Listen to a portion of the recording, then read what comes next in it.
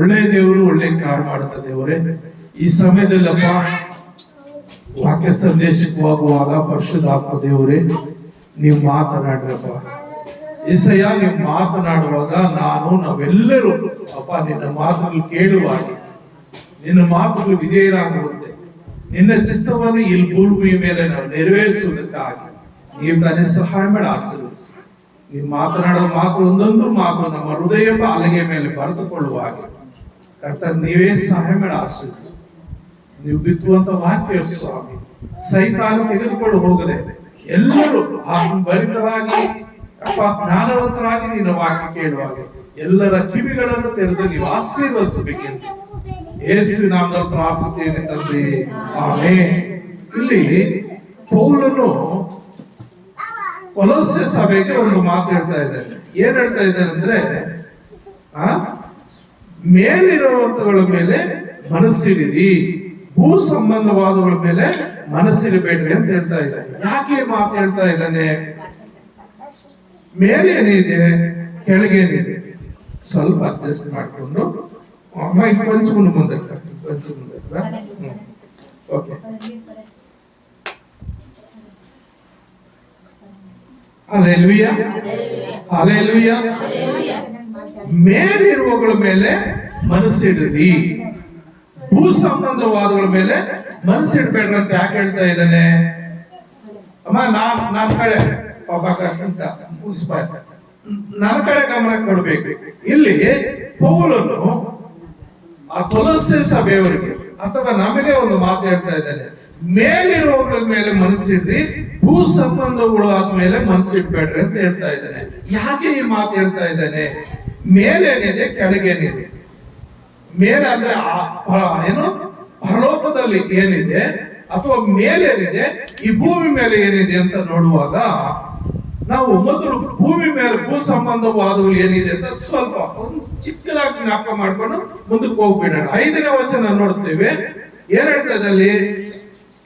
ಆದುದರಿಂದ ನಿಮ್ಮಲ್ಲಿರುವ ಭೂ ಸಂಬಂಧವಾದ ಭಾವಗಳನ್ನು ಸಾಯಿಸಿರಿ. ಏನು ಮಾಡ್ಬೇಕಂತ? ಭೂ ಸಂಬಂಧವಾದ ಭಾವಗಳನ್ನು ಸಾಯಿಸಿರಿ. ಏನವು? ಜಾರತ್ವ, ಬಂಡುತನ, ಕಾಮವಿಲಾಸ, ದುರಾಸೆ, ವಿಗ್ರಹಾರಾಧನೆಗೆ ಸಮವಾಗಿರುವ ಲೋಭ, ಇವುಗಳನ್ನು ವಿಸರ್ಜಿಸಿ ಬಿಡಿರಿ. ಅಂದ್ರೆ ಈ ಭೂ ಸಂಬಂಧವಾದಗಳು ಏನಂದ್ರೆ ಯಾವಾಗಲೂ ಕೆಟ್ಟದೇ ಇರ್ತದೆ, ಯಾವಾಗಲೂ ಕೆಟ್ಟದೇ ಇರ್ತದೆ. ಜಾರತ್ವ ಅಂದ್ರೆ ಏನು? ಮದುವೆ ಆಗಿರುವಂತವ್ರು ತಮ್ಮ ಗಂಡಂದರು ಬಿಟ್ಟು, ಇಲ್ಲ ಮದುವೆ ಆಗಿರೋ ತಮ್ಮ ಹೆಂಡತಿಯನ್ನು ಬಿಟ್ಟು ಅಕ್ರಮ ಸಂಬಂಧ ಮಾಡ್ತಾರೆ ನೋಡ್ರಿ, ಅದು ಜಾರತ್ವ. ದೇವರು ಮನುಷ್ಯನನ್ನ ಸೃಷ್ಟಿ ಮಾಡಿ ಒಬ್ಬಂಟಿನಾಗಿರೋ ಸರಿಲ್ಲ ಅಂತ ಹೇಳಿ ಅವರಿಗೆ ಸರಿಬಿಡುವಂತ ಸಹಕಾರ್ಯನ ಆದಿಯಲ್ಲೇ ತನ್ನ ಶರೀರದಿಂದಲೇ ತನ್ನ ಮಾಂಸದಿಂದಲೇ ಒಂದು ಹೆಂಡತಿಯಾಗಿ ಕೊಟ್ಟಿದ್ದಾನೆ.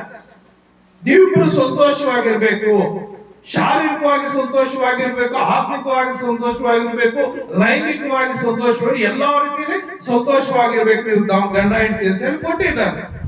ಆದ್ರೆ ಅದನ್ನು ಬಿಟ್ಟು ಎಕ್ಸ್ಟ್ರಾ ಮಾಡ್ತಾರೆ, ಅದನ್ನು ಬಿಟ್ಟು ಎಕ್ಸ್ಟ್ರಾ ಮಾಡ್ತಾರೆ. ಕೆಲವು ಸಂದರ್ಭದಲ್ಲಿ ನಾನು ಬೆಳಿಗ್ಗೆ ಏನೋ ಹಾಗೆ ವಾಟ್ಸಪ್ ಇದು ಮಾಡುವಾಗ ಒಂದು ಕೇಳಿದೆ, ಒಂದು ಗಂಡ ಹೆಂಡತಿ ಮಧ್ಯೆ ಸಂಬಂಧ 15 ವರ್ಷ. ಅವ್ರಿಗೊಬ್ಬ ಮಗಳಿದ್ದಾಳೆ, ಆ ಮಗಳು ಈಗ ಪ್ರಸ್ತುತ 18 ವರ್ಷ. ಯಾವಾಗ 3 ವರ್ಷ ಮಗುಗೆ ಅವ್ರ ಗಂಡ ಹೆಂಡತಿ ಜಗಳ ಮಾಡಿ ಮನಸ್ತಾಪ ಮಾಡ್ಕೊಂಡಿರೋದು. ಆ ಮಗಳಿದ್ದಾಗ ಮಾತ್ರ ಜೊತೆಯಲ್ಲಿ ಟೇಬಲ್ ಮೇಲೆ ಊಟ ಮಾಡ್ತಾರ.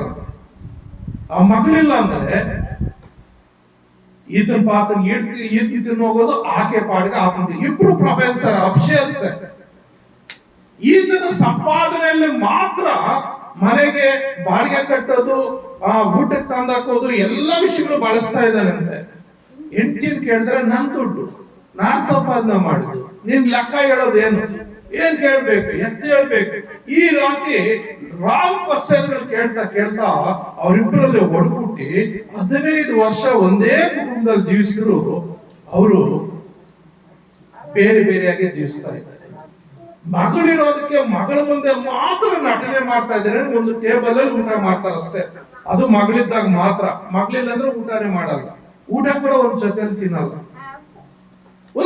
ಒಂದೇ ಮನೇಲಿ ಇದ್ದಾರೆ. ಕೊನೆಗೆ ನೋಡಿ ನೋಡಿ ನೋಡಿ ಬೇಸತ್ತು, ನನಗೆ ಬೇಡ ಹೆಂಡತಿನೂ ಬೇಡ, ಮಗು ಬೇಕು. ಆದ್ರೆ ತಾಯಿ ಜೊತೆ ಮಗಿ ಇರ್ತಾಳೆ. ಏನ್ ಮಾಡೋದು? ನನ್ನನ್ನು ನಾನೇ ಸಾಯಿಸ್ಕೊಳ್ಳೋಣ, ನನಗೆ ನಾನೇ ಕಷ್ಟ ಆದ್ರೂ ಚಿಂತೆ ಇಲ್ಲ. ಆ ಮಗಳು ಎಲ್ಲಿ ಇಷ್ಟ ಆದ್ರೆ ಅಲ್ಲ. ಆ ಮಗಳಿಗೆ ಬರ್ತಡೆ, 18ನೇ ವರ್ಷ ಬರ್ತಡೆ, ಅಳ್ತಾ ಇದ್ದಾಳೆ. ನನ್ಗೆ ಅಪ್ಪ ಬೇಕು, ನನ್ನ ಅಪ್ಪ ಬೇಕು, ನನ್ಗೆ ಅಪ್ಪ ಬೇಕು. ನೋಡ್ರಿ, ಸ್ವಾರ್ಥಕ್ಕಾಗಿ ಗಂಡ ಹೆಂಡತಿ ಇಬ್ರು ಸಂಪಾದನೆ ಮಾಡ್ತಾ ಇದ್ರೆ, ಅವರಿಬ್ರು ಒಂದಾಗಿರುವಾಗ ಇಬ್ಬರು ಲೆಕ್ಕಗಳು ಒಂದಾಗಿದ್ರೆ ಏನಾಗುತ್ತೆ? ಹೇಳ್ರಿ? ಗಂಡನ ಸಂಪಾದನೆ ಹೆಂಡತಿ ಸಂಪಾದನೆ ಒಟ್ಟಾಗಿ ಜಮಾ ಮಾಡ್ಕೊಂಡು ಖರ್ಚುಗಳು ವೆಚ್ಚಗಳು ನೋಡ್ಕೊಂಡು, ಈಗ ನನ್ನ ಸಂಪಾದನೆ ಇಷ್ಟು, ಈಗ ನಿನ್ ಸಂಪಾದನೆ ಇಷ್ಟು. ಇರೋದು 3 ಜನ, ಗಂಡ ಹೆಂಡತಿ ಮಗು ಅಷ್ಟೇ. ಈ ಕೆಲವು ಸಾರಿ ಸೈತಾನ್ ಏನ್ ಮಾಡ್ತಾನೆ ಅಂದ್ರೆ, ಹೆಂಗಸರಿಗಾಗ್ಲಿ ಗಂಡಸರಿಗಾಗ್ಲಿ ಈ ಸ್ವಾರ್ಥತೆ ಕೊಟ್ಟು ಬಿಡ್ತಾರೆ, ನಾನು ಅನ್ನೋದು ಕೊಟ್ಟು ಬಿಡ್ತಾರೆ. ಹೋದ ವಾರ ಯಾವಾಗ ಹೇಳ್ತಾ ಇದ್ದ, ಪ್ರೈಡ್ ಅಂತ ಇಂಗ್ಲಿಷ್ ಅಲ್ಲಿ ಇದೆ. ಪ್ರೈಡ್ ಅಂದ್ರೆ FRIDE,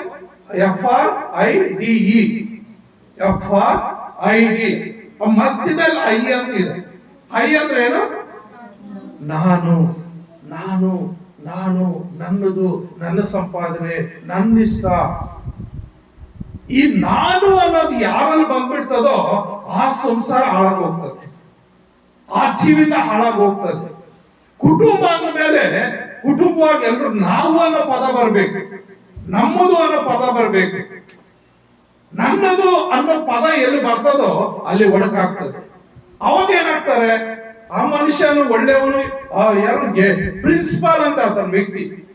ಆ ಪ್ರಿನ್ಸಿಪಾಲ್ ಏನೋ ಜ್ಞಾನ ಬೆಳೆಸುವಂತನು. ಅಲ್ಲಿ ಒಬ್ರು ಕೇಳ್ತಾ ಇದ್ರು, ನನ್ನಾಗಿ ನ್ಯಾಯಮೂರ್ತಿ ಒಬ್ರು ಕೇಳ್ತಾ ಇದ್ರು, ಏನಂತ, ನೀವ್ ಎಷ್ಟೋ ಮಕ್ಕಳನ್ನ ಸ್ಕೂಲಲ್ಲಿ ಸ್ಟಡಿ ಮಾಡಿದ್ದೀರಿ, ಒಳ್ಳೆ ವಿದ್ಯಾಭ್ಯಾಸ ಕೊಟ್ಟಿದ್ರಿ, ಆದ್ರೆ ನಿಮ್ ಮಗಳಿಗೆ ಅನ್ಯಾಯ ಮಾಡ್ತಾ ಇದ್ರಲ್ಲ, ಎಷ್ಟು ಮಾತ್ರ ಸರಿ ಅಂತ ಹೇಳಿದ್ರೆ, ನಾನು ಅನ್ಯಾಯ ಮಾಡ್ತಾ ಇಲ್ಲ, ನನ್ನ ಮಗಳಿಗೆ ನಾನು ಯಾವತ್ತೂ ಅನ್ಯಾಯ ಮಾಡಲ್ಲ. ಆದ್ರೆ ಆ ಮಗಳು ಎಲ್ಲಿದ್ರೆ ಅಲ್ಲಿ ಸಂತೋಷ. ಆದ್ರೆ ನಾನು ಹೆಂಡತಿ ಹತ್ರ ಇದ್ದು ಬೇಸತ್ತೋಗ್ಬಿಟ್ಟಿದ್ದೀನಿ. ಹೆಸರು ಮಾತ್ರ ಗಂಡ ಹೆಂಡತಿ ಅಂತ ನಾವು ಜೀವಿಸ್ತಾ ಇದ್ವಿ, ಆದ್ರೆ ಯಾವುದೇ ರೀತಿಯ ಸುಖ ಸಂತೋಷ ಇಲ್ಲ. 15 ವರ್ಷಗಳ ಕಾಲ ಒಂದೇ ಮನೇಲಿ ಇದ್ರು ಕೂಡ ಏನಕ್ಕೆ ಬೇಕು ಅಂತ ಸಂಸಾರ, ಏನಕ್ಕೆ ಬೇಕಂತ ಹೆಂಡತಿ ಅಂತ ಸಂದರ್ಭದಲ್ಲಿ ಏನ್ ಮಾಡ್ತಾರೆ ಹೇಳ್ರಿ? ಆತನೇನು ಒಳ್ಳೆಯವನು, ಹಾಗೆ ಇದ್ದು ಬಿಟ್ಟಿದ್ದಾನೆ. ಬೇರೆಯವರಾದ್ರೆ ಏನ್ ಮಾಡ್ತಾರೆ? ಪಕ್ಕದಲ್ಲಿ ನೋಡ್ತಾರೆ, ಯಾರು ಸುಖ ಸಂತೋಷ ಕೊಡ್ತಾರೆ ಅವ್ರನ್ನ ನೋಡ್ತಾರೆ. ಅವಾಗ ಏನಾಗ್ಬಿಡ್ತದೆ? ಸಂಸಾರ ಹಾಳಾಗೋಗ್ತದೆ. ಕೆಲವು ಪುರುಷರು ಅಷ್ಟೇ, ಚೆನ್ನಾಗಿ ಹೊಟ್ಟೆ ತುಂಬ ಕುಡಿದು ಬಂದ್ಬಿಡ್ತಾರೆ, ಮನೇಲಿ ಹೆಂಡತಿಗೆ ಏನ್ ಸಲ್ಸ್ಬೇಕು ಅದು ಸಲ್ಸೋದಿಲ್ಲ. ಆಗ ಹೆಂಡತಿ ಆದಂತವ್ಳು ಏನ್ ಮಾಡ್ತಾಳೆ? ಚಾರತ್ವ ಮಾಡ್ತಾರೆ. ಪಕ್ಕದ ಮನೇಲಿ ಎಲ್ಲಿ ಸುಖ ಸಿಗ್ತದೋ, ಎಲ್ಲಿ ಪ್ರೀತಿ ಸಿಗ್ತದೋ ಅಂತ ಆತರಿತಾ ಇರ್ತಾರೆ. ಅದಕ್ಕಾಗಿ ಯಾರೋ ಒಬ್ರು ಕಾಯ್ತಾ ಇರ್ತಾರೆ. ಅಲ್ಲಿ ಬಲೆಯಲ್ಲಿ ಬಿದ್ದಾಗ ಈ ಮಧ್ಯದಲ್ಲಿ ಜಾಸ್ತಿ ಆಗೋಗ್ತಾ ಇದೆ. ಬೇರೆ ಪ್ರೀತಿಗಳು ಮಾಡಿ ಗಂಡಂದನ್ನೇ ಸಾಯಿಸಾಕ್ತಾ ಇದ್ದಾರೆ, ಬೇರೆ ಪ್ರೀತಿಗಳು ಮಾಡಿ ಹೆಂಡತಿಯನ್ನೇ ಸಾಯಿಸಾಕ್ತಾ ಇದ್ದಾರೆ. ಜಾರತ್ವ. ಅದಕ್ಕೆ ಇಲ್ಲಿ ಏನ್ ಹೇಳ್ತಾ ಇದ್ದೇನೆ, ಭೂ ಸಂಬಂಧವಾದ ಜಾರತ್ವ, ಬಂಡುತನ. ನಾನು ಹೇಳಿದ್ನಲ್ಲ, ಬಂಡುತನ. ನನ್ ದುಡ್ಡು, ನಾನ್ ಸಂಪಾದನೆ, ಯಾಕೆ ನಿನ್ ಲೆಕ್ಕ ಹೇಳ್ಬೇಕು? ಇಲ್ಲಾಂದ್ರೆ ಇಷ್ಟು ಸಂಬಳ ಬಂದಿದೆ, ಈಗ ನಾನು ಶಾಪಿಂಗ್ ಇಷ್ಟು ಖರ್ಚು ಮಾಡ್ಕೊಂಡಿದ್ದೀನಿ, ಈಗ ಇಷ್ಟು ನನ್ನ ಅಕೌಂಟ್ ಅಲ್ಲಿ ಇಟ್ಕೊಂಡಿದ್ದೀನಿ, ನನ್ನ ಹತ್ರ ಇರ್ಲಿ ಬಿಡ್ರಿ, ಏನಾಗ್ತಾನೇನೋ ಲೆಕ್ಕ ಹೇಳಿದ್ರೆ ಏನೋ, ಗಂಡನ್ಗೆ ಲೆಕ್ಕ ಹೇಳಿದ್ರೆ ಏನ್ ತಪ್ಪು? ಬಂಡತನ. ನಾನು ಯಾಕೆ ಹೇಳ್ಬೇಕು? ನಾನು ಕೇಳಬಾರ್ದು. ಆದ್ರೆ ಗಂಡನ್ ತಂದಾಕಿದ್ದೆಲ್ಲ ತಿನ್ಬೋದು, ಮಾಡ್ಬೋದು. ಕೆಲವರಲ್ಲಿ ಏನಾಗುತ್ತೆ, ಸಂಸಾರ ಒಡೆದೋಗಂತದ್ದು ಬಂಡತನ, ಆ ಕಾಮಾಭಿಲಾಷೆ, ದುರಾಶೆ, ವಿಗ್ರಹಾರಾಧನೆ ಸಮವಾಗಿರುವ ಲೋಭ. ವಿಗ್ರಹಾರಾಧನೆ ಇಲ್ಲ ಬಿಡ್ರಿ, ಅದರಲ್ಲಿ ಏನು ಜೀವನೆಲ್ಲ ಪೂಜೆ ಮಾಡ್ಕೊಳ್ಳಿ, ಅದೇನು ಮಾಡಲ್ಲ, ಅದ್ರದ್ದು ಏನು ತೊಂದರೆ ಇಲ್ಲ. ಆ ಲೋಭ ಇದೆಯಲ್ಲ, ಮೋಸ ಮಾಡುವಂತದ್ದು, ವಂಚನೆ ಮಾಡುವಂತದ್ದು, ಅವಾಗ ಏನಾಗುತ್ತೆ, ಇವೆಲ್ಲ ಸಮವಾಗಿದೆ ಅಂತ ಅವಕ್ಕೆಲ್ಲಾನು. ಮುಂದೆ 8ನೇ ವಚನದಲ್ಲಿ ಕೂಡ ನೋಡುವಾಗ, ಈಗಲಾದರೂ ಕ್ರೋಧ, ಕೋಪ, ಮತ್ಸರ, ದೂಷಣೆ, ಬಾಯಿಂದ ಹೊರಡುವ ದುರ್ಭಾಷೆ ಇವುಗಳನ್ನು ವಿಸರ್ಜಿಸಿ ಬಿಡ್ರಿ. ಇವಾಗಾದ್ರೂ ಇದುವರೆಗೂ ಗೊತ್ತಿಲ್ಲ ಮಾಡ್ತಾ ಇದ್ರಿ, ಇನ್ನು ಮುಂದೆ ಗೊತ್ತಿದೆಯಲ್ಲ ದೇವರ ವಾಕ್ಯ, ಇನ್ನು ಮುಂದಾದ್ರೂ ಎಲ್ಲ ಬಿಟ್ಟು ಒಂದಾಗಿ ಒಟ್ಟಾಗಿ ಒಗ್ಗಟ್ಟಾಗಿ ಕುಟುಂಬವಾಗಿ ಒಬ್ಬರನ್ನೊಬ್ಬರು ಪ್ರೀತಿಸ್ತಾ ಜೀವಿಸ್ರಿ. ಇದೆಲ್ಲ ಬಿಟ್ಟು ಬಿಡ್ರಿ, ಇವೆಲ್ಲ ಬಿಟ್ಟು ಬಿಡ್ರಿ. ಈ ಭೂಲೋಕ ಸಂಬಂಧಪಟ್ಟು ಇವೆಲ್ಲ ಮನುಷ್ಯನ ಹಾಳು ಮಾಡಕ್ಕೆ ಎಷ್ಟೋ ಏನೋ ದುರಾಲೋಚನೆಗಳಿದೆ, ದುಷ್ಟ ಆಲೋಚನೆಗಳಿದೆ. ಸೈತಾನ ಅನೇಕ ವಿಧಗಳಲ್ಲಿ ಮನುಷ್ಯನ ಹಾಳು ಮಾಡೋದು ಕಾಯ್ತಾ ಇರ್ತಾನೆ. ಕುಟುಂಬಗಳಲ್ಲಿ ಬೆಂಕಿ ಇಡ್ತಾ ಇರ್ತಾನೆ. ಸಣ್ಣ ಸಣ್ಣ ವಿಷಯಗಳಿಗೆ ಬೆಂಕಿ ಇಟ್ಟು ದೊಡ್ಡ ದೊಡ್ಡದಾಗಿ ಮಾಡ್ಕೊಂಡು ಎಷ್ಟೋ ಸಂಬಂಧಗಳು ಹೊಡೆದೋಗ್ತಾ ಇದೆ, ಕುಟುಂಬಗಳು ಹೊಡೆದೋಗ್ತಾ ಇದೆ. ಮಕ್ಕಳು ತಂದೆ ತಾಯಿಗಳಿದೆ ಬಿಕಾರಿಗಳಾಗೋಗ್ತಾ ಇದ್ದಾರೆ. ಕೆಲವು ಕುಟುಂಬಗಳಲ್ಲಿ ಗಂಡ ಹೆಂಡತಿ ಮಕ್ಕಳ ಮುಂದೆ ಯಾವಾಗ್ಲೂ ಹೊಡೆದಾಡ್ತಾ ಇರ್ತಾರೆ, ಬೈಕೊಂತ ಇರ್ತಾರೆ. ಮಕ್ಕಳು ಸಣ್ಣ ಮಕ್ಕಳು ಅವ್ರೇನು ಮಾತಾಡಲ್ಲ, ಅವ್ರೇನು ಕೇಳ್ತಾ ಇರ್ತಾರೆ. ಇನ್ನು ಒಂದ್ ವೇಳೆ ಹೊಡ್ಕೊಂಡ್ರೆ ಅಳ್ತಾರೆ ಅಷ್ಟೇ. ಆಮೇಲೆ ಮಕ್ಕಳು ಸ್ವಲ್ಪ ಸ್ವಲ್ಪ ಸ್ವಲ್ಪ ಸ್ವಲ್ಪ ಬೆಳೆದು ದೊಡ್ಡವರಾಗ್ತಾರೆ. ಅವ್ರಿಗೇನೋ ಒಂದು ಮದುವೆ ಮಾಡ್ತೀವಿ, ಅವ್ರೇನ್ ಮಾಡ್ತಾರೆ, ಕುಟುಂಬಗಳಲ್ಲಿ ಪ್ರಯೋಗ ಮಾಡ್ತಾರೆ. ಗಂಡನ ಮೇಲೆ ಹೆಂಡತಿ ಮೇಲೆ ಪ್ರಯೋಗ ಮಾಡ್ತಾರೆ. ನಮ್ಮಪ್ಪ ಅಮ್ಮ ನಮ್ ಜಗಳ ಮಾಡ್ತಾ ಇದ್ರಲ್ಲ, ನಾವು ಜಗಳ ಮಾಡಿದ್ರೆ ಏನಾಗುತ್ತೆ? ಅಮ್ಮ ನನ್ ಕಡೆ ನಾವು ಜಗಳ ಮಾಡಿದ್ರೆ ಏನಾಗುತ್ತೆ? ಈ ಮಕ್ಕಳು ತಂದೆ ತಾಯಿಗಳು ಮಾಡುವಂತ ಕಾರ್ಯ ಮಕ್ಕಳು ಕೇಳ್ತಾ ಇರ್ತಾರೆ. ದೊಡ್ಡವ್ರು ಆಗ್ತಾ ಆಗ್ತಾ ಅವ್ರ ಮದುವೆ ಅವ್ರ ಕುಟುಂಬ ಬಂದ ಅವ್ರು ಜಗಳ ಮಾಡ್ಕೊಳ್ತಾರೆ. ನನಗೂ ಭಾಸ್ಕರ್ ಮದುವೆ ಆಗಿ 38 ವರ್ಷ ಆಗ್ತಾ ಇದೆ. ಎಷ್ಟು ವರ್ಷ? 38 ವರ್ಷದಲ್ಲಿ ನಾವು ನಮ್ಮ ಮಕ್ಕಳ ಮುಂದೆ ಒಂದು ಸಾರಿ ಜಗಳ ಮಾಡ್ಕೊಂಡಿಲ್ಲ, ಒಂದು ಸಾರಿ ಜಗಳ ಮಾಡ್ಕೊಂಡಿಲ್ಲ. ನನ್ನ ಮಕ್ಕಳ ಮುಂದೆ ನನ್ನ ಮಕ್ಕಳನ್ನಾಗ್ಲಿ ಯಾವತ್ತು ನನ್ನ ಮಗನ 30 ವರ್ಷ ನನ್ನ ಮಗನಿಗೆ ನನ್ನ ಮಗನೇ ಅಂದಿಲ್ಲ. ನಂಬ್ತೀರಾ? ನನ್ನ ಮಗನೇ ಅಂತ ಅಂದಿಲ್ಲ. ನನ್ನ ಮಕ್ಕಳು ಅಷ್ಟೇ ಯಾವಾಗ ಒಂದು ಸಾರಿ ಮಾತ್ರ ಹೊಡೆದಿದ್ದೀನಿ ನನ್ನ ದೊಡ್ಡ ಮಗನ. ಯಾಕಂದ್ರೆ ಸಂಡೇ ಸ್ಕೂಲ್ ತಗೊಳ್ದಕ್ಕೆ ಒಂದು ಕೆನ್ನೆಗೆ ಒಂದು ಬಿಟ್ಟೆ. ಯಾಕೆ ಸಂಡೇ ಸ್ಕೂಲ್ ತಗೊಂಡಿಲ್ಲ ಅಂತೇಳಿ, ಅವ್ರು ಹುಷಾರಿರ್ಲಿಲ್ಲ, ತಗೊಂಡಿಲ್ಲ. ಆದ್ರೆ ನನ್ಗೆ ಹೇಳ್ಬೇಕಾಯ್ತು, ಸಂಡೇ ಸ್ಕೂಲ್ ನೀನ್ ಯಾಕೆ ತಗೊಳ್ಳಿಲ್ಲ, ಮಕ್ಕಳಿಗೆ ಯಾಕೆ ವಾಕ್ಯ ಹೇಳಲಿಲ್ಲ ಅಂತ ಒಂದು ಕೊಟ್ಟಿದ್ದೆ. ಅಷ್ಟು ಬಿಟ್ರೆ ಮಕ್ಕಳ ಮೇಲೆ ನಾನು ಹೆಚ್ಚಾಗಿ ಕೈ ಎತ್ತಲಿಲ್ಲ. ನಾವು ಯಾವತ್ತೂ ಮತ್ತೆ ಅವ್ರಿಲ್ದಾಗ ತಗೊಂಡು ಹೊಡೆದಿದ್ದೀವಿ. ನಂಬ್ತೀರಾ? ಹೊಡ್ಕೊಂಡಿದ್ದೀನಿ, ನಾನು ಜಗಳ ಮಾಡಿದೀವಿ, ಇಲ್ಲ ಅಂತ ಹೇಳಿಲ್ಲ, ನಿಜ ಹೇಳ್ತಾ ಇದ್ದೇನೆ. ಜಗಳ ಮಾಡ್ಕೊಂಡಿದ್ದೀವಿ, ಜಗಳ ಹೊಡೆದಿದ್ದೀನಿ. ಆದ್ರೆ ಯಾವತ್ತೂ ಊಟ ಮಾಡ್ದೆ ಮಲಗಿಸಿಲ್ಲ. ಎಷ್ಟು ಜಗಳ ಮಾಡಿದ್ರು ಮತ್ತೆ ಪ್ರೀತಿ ಮಾಡಿ ಏನೋ ಅದು ಇದು ಮಾತುಗಳು ಹೇಳಿ ಊಟ ತಿನ್ನಿಸಿ ಮಲ್ಕೊಂತ ಇದ್ದೆ. ಮತ್ತೆ 15 ವರ್ಷ ಒಂದು ರಾತ್ರಿ ನಾವು ಒಬ್ಬರು ಬಿಟ್ಟು ಒಬ್ರು ಮಲಗಿಲ್ಲ. ಇಲ್ಲ 15 ವರ್ಷಗಳ ಕಾಲ ಸೇವೆ ನಿಮಿತ್ತ ನಾನು ಹೊರಗಡೆ ಹೋಗಿದ್ದೇನೆ ಹೊರತು ಅದನ್ನ ಬಿಟ್ಟು ಒಂದು ರಾತ್ರಿ ನಾವು ಬಿಟ್ಟು ಒಬ್ಬರನ್ನೊಬ್ಬರು ಬಿಟ್ಟು ಮಲಗಿಲ್ಲ. ಆ ರೀತಿ ಒಂದು ಅನ್ಯೋನ್ಯತೆ ಎಲ್ಲಿಂದ? ದೇವರ ವಾಕ್ಯದಿಂದ ಆಗ್ತದೆ. ಅದಕ್ಕೆ ಈ ಭೂ ಸಂಬಂಧವಾದ ಬಿಟ್ಬಿಟ್ಟು ಮೇಲೆ ದೇವರು ನಮಗೋಸ್ಕರ ಒಂದು ರಾಜ್ಯ ಸಿದ್ಧ ಮಾಡಿದ್ದಾನೆ, ಪರಲೋಕ ರಾಜ್ಯ. ಅಲ್ಲಿ ಈ ಭೂ ಸಂಬಂಧವಾದಗಳನ್ನು ಸಾಯಿಸಿ ನಾವು ದೇವರ ಕಡೆ ನಿಂತುಕೊಂಡ್ರೆ, ದೇವರ ಮಾತನ್ನು ಕೇಳಿದ್ರೆ ಮೇಲಿರುವಂತವು ನಾವು ಹೊಂದ್ಕೊಳ್ಳಕ್ಕೆ ಸಾಧ್ಯ ಆಗ್ತದೆ. ಅದಕ್ಕೆ ಪೌಲ್ ಹೇಳ್ತಾ ಇದ್ದೇನೆ, ಮೇಲಿರುವಂತನ್ನು ಹುಡುಕರಪ್ಪ. 1ನೇ ವಚನ ಏನ್ ಹೇಳ್ತದೆ?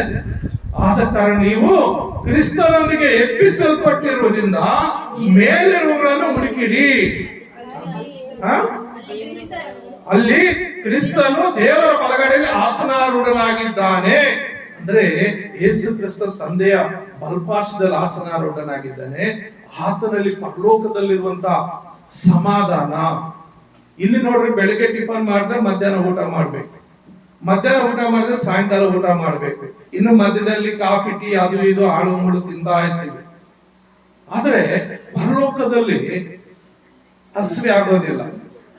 ಇಲ್ಲಿ ದಾಹ ಆಗ್ತದೆ, ಅಲ್ಲಿ ದಾಹ ಆಗೋದಿಲ್ಲ.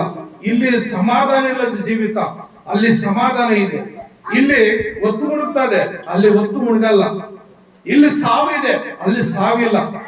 ಇಲ್ಲಿ ನಿತ್ಯ ಜೀವಿತ ಇಲ್ಲ, ಅಲ್ಲಿ ನಿತ್ಯ ಜೀವಿತ ಇದೆ. ಅದಕ್ಕಾಗಿ ಈ ಲೋಕದಲ್ಲಿ ನಮ್ಗೆ ಶಾಶ್ವತವಲ್ಲ.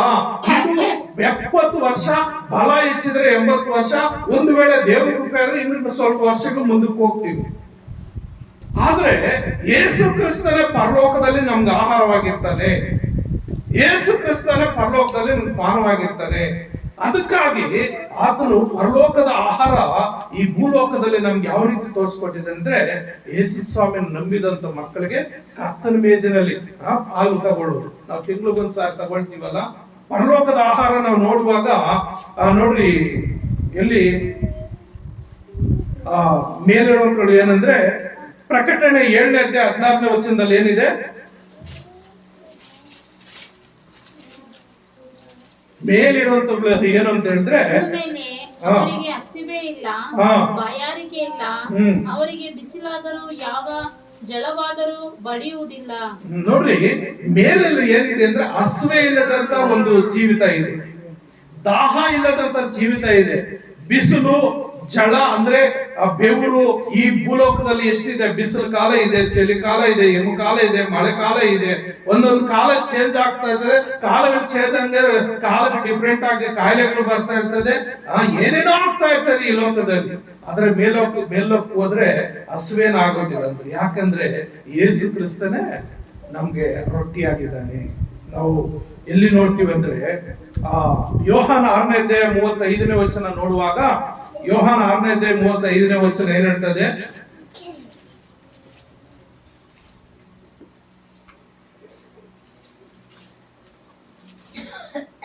ಅವರಿಗೆ ಜೀವ ಕೊಡುವ ರೊಟ್ಟಿ ನಾನೇ, ನನ್ನ ಬಳಿಗೆ ಬರುವವನಿಗೆ ಎಂದಿಗೂ ಹಸಿವೆಯಾಗುವುದಿಲ್ಲ, ನನ್ನನ್ನು ನಂಬುವವನಿಗೆ ಎಂದಿಗೂ ನೀರಡಿಕೆ ಆಗುವುದಿಲ್ಲ. ನೋಡ್ರಿ ಏನ್ ಹೇಳ್ತಾ ಇದ್ದಾನೆ ಬಹಳ ಸ್ಪಷ್ಟವಾಗಿ, ಜೀವ ಕೊಡುವ ರೊಟ್ಟಿ ನಾನೇ. ಅಂದ್ರೆ ಜೀವ ಕೊಡುವಂತ ರೊಟ್ಟಿ ಯೇಸು ಕ್ರಿಸ್ತನಾಗಿದ್ದಾನೆ.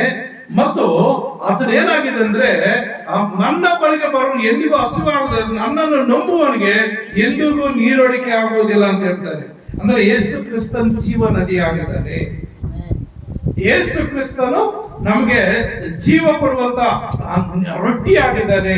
ಆ ಒಂದು ರೊಟ್ಟಿಯನ್ನ, ಆ ಒಂದು ಪಾನವನ್ನ ನಾವು ಕುಡಿಯುವಾಗ ಮತ್ತಿಗೆ ನಮ್ಗೆ ಎಂದಿಗೂ ಹಸಿವಾಗೋದಿಲ್ಲ ಮತ್ತು ನೀರಡಿಕೆ ಆಗುವುದಿಲ್ಲ, ದಾಹನು ತೆಗೆಯುವುದಿಲ್ಲ.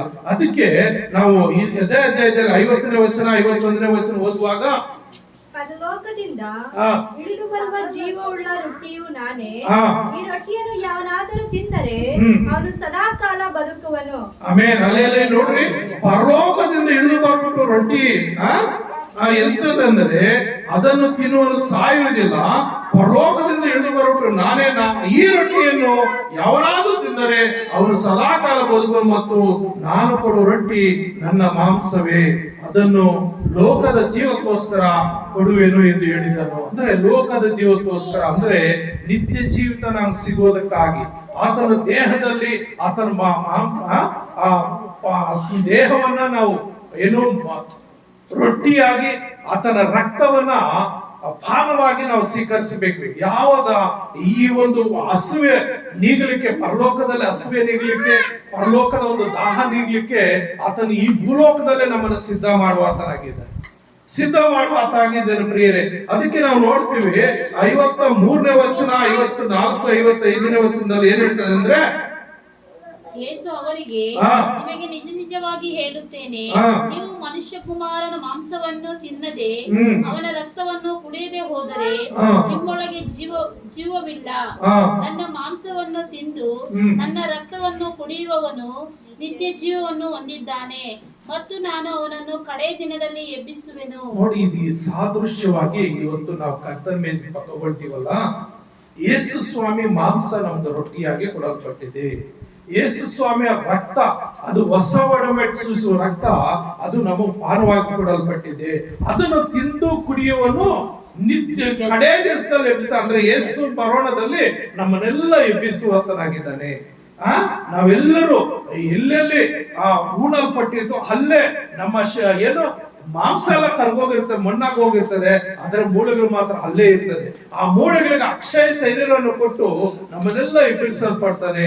ಹಾಗಾಗಿ ಪ್ರಿಯ ನನ್ನ ಸಹೋದರ, ಇಲ್ಲಿ ಮುಂದೆ ನೋಡುವಾಗ ಏನು ಯಾಕೆ 55ನೇ ವಚನ, ಯಾಕೆಂದ್ರೆ ನನ್ನ ಮಾಂಸವೇ ನಿಜವಾದ ಆಹಾರ, ನನ್ನ ರಕ್ತವೇ ನಿಜವಾದ ಪಾನ. ನನ್ನ ಮಾಂಸವನ್ನು ತಿಂದು ನನ್ನ ರಕ್ತವನ್ನು ಕುಡಿಯುವನು ನನ್ನಲ್ಲಿ ಇರುತ್ತಾನೆ, ನಾನು ಅವನಲ್ಲಿ ಇರುತ್ತೇನೆ. ಅಂದ್ರೆ ಪ್ರಿಯರೇ, ಈ ಒಂದು ಕರ್ತನ ಮೇಜು ಒಂದು ನಿತ್ಯ ಜೀವನಕ್ಕೆ ಸಾದೃಶ್ಯವಾಗಿದೆ. ಅದನ್ನ ತೆಗೆದುಕೊಳ್ಳುವಾಗ ಅದು ಪವಿತ್ರವಾಗಿ, ಕೆಲವು ಸಭೆಗಳಲ್ಲಿ 3 ದಿವಸ ಉಪವಾಸ ಇರ್ತಾರೆ. ಕೆಲವರು 3 ದಿವಸ ಉಪವಾಸ ಇದ್ದು ತಮ್ಮನ್ನ ತಾವು ಶುದ್ಧೀಕರಿಸಿಕೊಂಡು ಆ ಕರ್ತನ ಮೇಜಿನಲ್ಲಿ ಪಾಲ್ ತಗೊಳ್ತಾರೆ. ಆ ಎಷ್ಟೋ ನಿಯಮಗಳಿದೆ. ಕರ್ತನ ಮೇಜ್ ತಗೋಬೇಕಂದ್ರೆ ಖಂಡಿತ ಎಷ್ಟೋ ನಿಯಮಗಳಿದೆ. ಗಂಡ ಹೆಂಡತಿ ಕೂಡ ಒಂದಾಗಬಾರ್ದು, ಶಾರೀರಿಕವಾಗಿ ಅವ್ರು ಒಂದಾಗಬಾರ್ದು. ಆ ರೀತಿ ತನ್ನ ಪರಿಶುದ್ಧ ದೇಹದಲ್ಲಿ, ಪರಿಶುದ್ಧ ರಕ್ತದಲ್ಲಿ ಪರಿಶುದ್ಧರಾಗಿ ಅದನ್ನು ತೆಗೆದುಕೊಂಡ ಮೇಲೆ ಮತ್ತೆ ಲೋಕಾನುಸಾರ ಯಾವುದೇ ಕಾರಣಕ್ಕೂ ಪಾಪ ಮಾಡಬಾರ್ದು. ಅದರಲ್ಲಿ ಪಾಲ್ ತಗೊಂಡ್ರೆ, ಲೋಕಾನುಸಾರ ಪಾಪ ಮಾಡಿದ್ರೆ ಅವರು ಅನೇಕರು ಬಲಹೀನರಾಗ್ತಾರೆ, ಅನೇಕರು ರೋಗಿಗಳಾಗ್ತಾರೆ, ಅನೇಕರು ಸಾಯೋದಕ್ಕೂ ಅವಕಾಶ ಇದೆ. ಕರ್ತನ ಮೇಜನ್ನು ಯಾವತ್ತೇ ಆಗ್ಲಿ ನಗ್ಲೆಕ್ಟ್ ಆಗಿ, ತಿರಸ್ಕಾರದಿಂದ, ಏನೋ ದ್ರಾಕ್ಷಾರಸ ಬಿಡು, ಏನೋ ರೊಟ್ಟಿ ಬಿಡು, ಅಂಗಡಿಯಲ್ಲಿ ತಂದಿದ್ ರೊಟ್ಟಿ, ಅಂಗಡಿಯಲ್ಲಿ ತಂದಿದ್ ದ್ರಾಕ್ಷಾರಸ ಅಂತ ಯಾವತ್ತೇ ಆಗ್ಲಿ ಕೇವಲವಾಗಿ ಅದನ್ನ ತಗೊಂಡು ಅದರಲ್ಲಿ ಪಾಲ್ ತಗೋಬಾರ್ದು. ಅದು ಕ್ರಿಸ್ತನ ಮಾಂಸ, ಅದು ಕ್ರಿಸ್ತನ ರಕ್ತ. ಅದಕ್ಕಾಗಿ ಅದರಲ್ಲಿ ನಾವು ಪಾಲು ತಗೊಂಡ್ರೆ ಅದನ್ನ ಏನ್ ಮಾಡ್ತಾನಂದ್ರೆ ಕಡೇ ದಿನದಲ್ಲಿ ಎಬ್ಬಿಸ್ತಾನೆ. ಮತ್ತು ಆ ಕರ್ತನ ಮೇಜಿನಲ್ಲಿ ನಾವು ಪಾಲು ತಗೊಳ್ಳುವಾಗ ನಮ್ಮ ಸಹಾಯಕನಾಗಿ ಆತನ ಇರ್ತಾನೆ. ಅಲ್ಲಿ ಏನ್ ಹೇಳ್ತಾ ಇದೆ 55ನೇ ವಚನ, ಯಾಕಂದ್ರೆ ನನ್ನ ನಿಜವಾದ ಪಾನ, ಮಾಂಸವನ್ನು ತಿಂದು ನನ್ನ ರಕ್ತವನ್ನು ಕುಡಿಯುವವನು ನನ್ನಲ್ಲಿ ಇರುತ್ತಾನೆ, ನಾನು ಅವನಲ್ಲಿ ಇರುತ್ತೇನೆ. ನೋಡ್ರಿ, ನನ್ನ ಮಾಂಸದಲ್ಲಿ ನನ್ನ ರಕ್ತದಲ್ಲಿ ಯಾರು ಪಾಲ್ ತಗೊಳ್ತಾರೋ ಅವ್ರು ನನ್ನಲ್ಲಿ ಇರ್ತಾರೆ, ನಾನು ಅವರಲ್ಲಿ ಇರ್ತೀನಿ. ಅವಾಗ ಆ ದೇವರು ನಮ್ಮಲ್ಲಿದ್ರೆ ನಮ್ಮನ್ನು ಯಾರು ಏನು ಮಾಡಕ್ಕಾಗಲ್ಲ, ಯಾರು ನಮ್ಮನ್ನು ಜಯಿಸಕ್ಕಾಗಲ್ಲ. ಈ ವಿಷಯಗಳನ್ನ ನಾವು ಬೇರೆ ಕಡೆ ಎಲ್ಲೆಲ್ಲ ಹೋಗಿ ಕೇಳಕ್ ಆಗಲ್ಲ. ಸಭೆಯಲ್ಲಿ ಬಂದ್ರೆ ಪ್ರತಿ ವಾರ ಬಂದಾಗ ಒಂದೊಂದು ಮಾತುಗಳು ಕಲಿತಾ ಇದ್ರೆ ನಮ್ಮ ಜೀವಿತ ಸರಿಪಡಿಸ್ಕೊಳ್ಬಹುದು. ವರ್ಷಕ್ಕೆ ಬರೋದು 52 ವಾರ. 52 ವಾರನು ಯಾರು ಬರ್ತಾರೋ ಖಂಡಿತ ಅವರು 52 ಆಶೀರ್ವಾದ ಹೊಂದ್ಕೊಳ್ತಾರೆ. ಅದರಲ್ಲಿ ನಮ್ಮ ಆನ್ಲೈನ್ ಅಲ್ಲಿ 365 ದಿವಸ ಇರ್ತದೆ ವಾಕ್ಯ, ಬೆಳಿಗ್ಗೆ ಸಾಯಂಕಾಲ ಕೂಡ ಒಂದೊಂದು ವಾಕ್ಯ ಒಂದೊಂದು ಆಶೀರ್ವಾದ ತಗೊಂಡ್ರೆ 365 ಆಶೀರ್ವಾದ ಹೊಂದ್ಕೊಂಡು ಬಿಡ್ತಾರೆ. ಅದನ್ನ ಯಾರು ಅಳವಡಿಸ್ಕೊಳ್ತಾರೋ ಅವರ ಜೀವಿತಗಳು ಪರಲೋಕದಲ್ಲಿ ಟಿಕೆಟ್ ಆಗೋಗ್ಬಿಟ್ಟಿರ್ತದೆ ಆ ವಾಕ್ಯದ ಪ್ರಕಾರ ನಡೆಯುವಂಥವ್ರು. ಹಾಗಾಗಿ ಪ್ರೇರೆ, ಇದಕ್ಕಾಗಿ ನಾವು ಏನ್ ಮಾಡ್ಬೇಕು? ಈ ಒಂದು ಮಾಂಸದಲ್ಲಿ ಪಾಲ್ಗಾರ ತಗೋಬೇಕಂದ್ರೆ ಅದರಲ್ಲಿ ನಾವು ರಕ್ಷಣಾವಂತ ಏನು ಪಾಲ್ಗಾರ ಆಗ್ಬೇಕಂದ್ರೆ ನಾವ್ ಏನ್ ಮಾಡ್ಬೇಕಂದ್ರೆ ಮೊದಲು ಸತ್ಯ ದೇವರನ್ನ ನಾವು ತಿಳಿದುಕೊಳ್ಬೇಕು. ಯೋಹಾನ 17ನೇ ಅಧ್ಯಾಯ 3ನೇ ವಚನ ಹೇಳ್ತದೆ.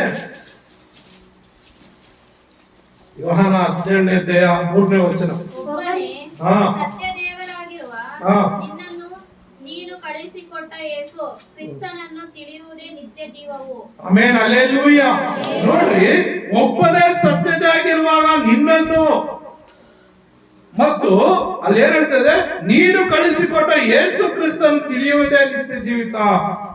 ಅಂದ್ರೆ ಪ್ರಿಯ ನನ್ನ ಸಹೋದರರೇ, ನಿತ್ಯ ಜೀವಿತ ಹೊಂದ್ಕೊಳ್ಬೇಕಂದ್ರೆ ನಿನ್ನನ್ನ ನನ್ನನ್ನ ತಾಯಿ ಗರ್ಭದಲ್ಲಿ ಸೃಷ್ಟಿ ಮಾಡಿದಂತ ಸೃಷ್ಟಿಕರ್ತನಾದ ದೇವರನ್ನ ಆತನು ಕಳಿಸ್ಕೊಟ್ಟಂತ ನಿನಗೋಸ್ಕರ ನನಗೋಸ್ಕರ ನಿನ್ನ ಎಲ್ಲ ಪಾಪವನ್ನ ಗೊತ್ತು ಆ ಕಲ್ವರಿ ಶಿಲೆಯಲ್ಲಿ ಮರಣ ಹೊಂದಲಿಕ್ಕಾಗುವಂತೆ ಆ ಕ್ರಿಸ್ತನ್ ತನ್ನ ಏಕೈಕ ಮಗನನ್ನು ಕಳಿಸ್ಕೊಟ್ಟಂತ ಆ ಕ್ರಿಸ್ತನನ್ನ ತಿಳಿದುಕೊಳ್ಳುವುದೇ ನಿತ್ಯ ಜೀವಿತ.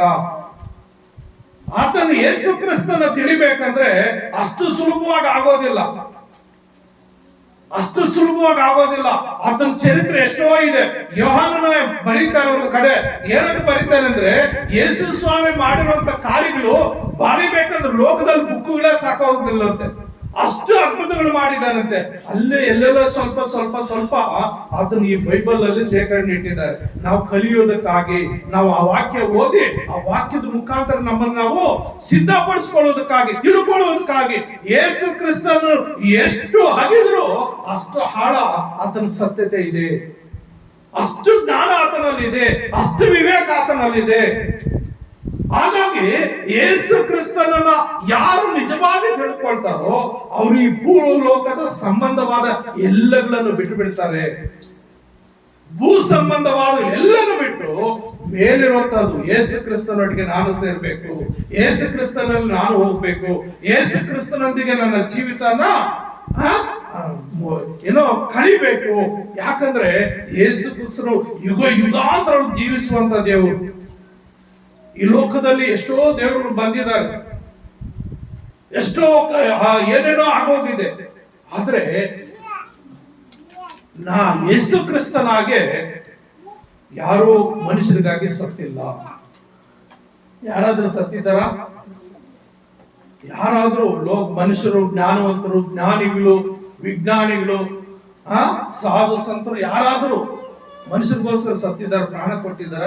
ಯಾರು ಕೊಟ್ಟಿಲ್ಲ. ಯೇಸು ಕ್ರಿಸ್ತನೊಬ್ಬನೇ ಇಡೀ ಭೂಪ್ರಪಂಚ ಎಲ್ಲ ಜಾತಿ ಜನಗಳಿಗಾಗಿ ರಕ್ತವನ್ನು ಏನು ಪ್ರಾಣ ಕೊಟ್ಟಿದ್ದಾನೆ, ರಕ್ತವನ್ನು ಸುರಿಸಿದ್ದಾನೆ. ಆ ಪಾಪಗಳಿಗ ಆ ರಕ್ತದಿಂದ ಪಾಪಗಳನ್ನು ಶುದ್ಧೀಕರಿಸುವುದಕ್ಕಾಗಿ ಯೇಸು ಕ್ರಿಸ್ತನ ತಿಳ್ಕೊಳ್ಬೇಕಂದ್ರೆ ಮೊದಲು ಆತನ ಒಂದು ಮಾರ್ಗದಲ್ಲಿ ನಾವು ನಡೆಯೋದಕ್ಕೆ ತಯಾರಾಗಬೇಕು. ಏನು ಆತನ ನಿತ್ಯ ಜೀವಿತ ನಾವು ಹೊಂದ್ಕೊಳ್ಬೇಕಂದ್ರೆ ಕೆಲವು ಕಾರಣ ಮಾಡ್ಬೇಕು. ಏನಂದ್ರೆ ರಕ್ಷಣೆ ಹೊಂದಬೇಕು. ರಕ್ಷಣೆ ಯಾವ ರೀತಿ ಸಿಗುತ್ತೆ? ಯೇಸು ಕ್ರಿಸ್ತ ನಿಜವಾದ ದೇವರೊಂದಾಗಿ ಹೃದಯ ತುಂಬಾ ನಂಬಬೇಕು, ಬಾಯಿಂದ ಆರ್ಕೆ ಮಾಡಬೇಕು. ಯೇಸು ಕ್ರಿಸ್ತನು ದೇವರು, ಯೇಸು ಕ್ರಿಸ್ತನ ರಕ್ಷಕನು. ಹಾಗೆ ನಾವು ಅದನ್ನು ಅಂದ್ಕೋಬೇಕು ಮತ್ತು ಮಾನಸಾಂತರ ಹೊಂದಬೇಕು. ಮಾನಸಾಂತರ ಅಂದ್ರೆ ಮಾಡಿದ ಪಾಪಗಳಿಗೆ ಪಶ್ಚಾತ್ತಾಪ ಪಡ್ಬೇಕು.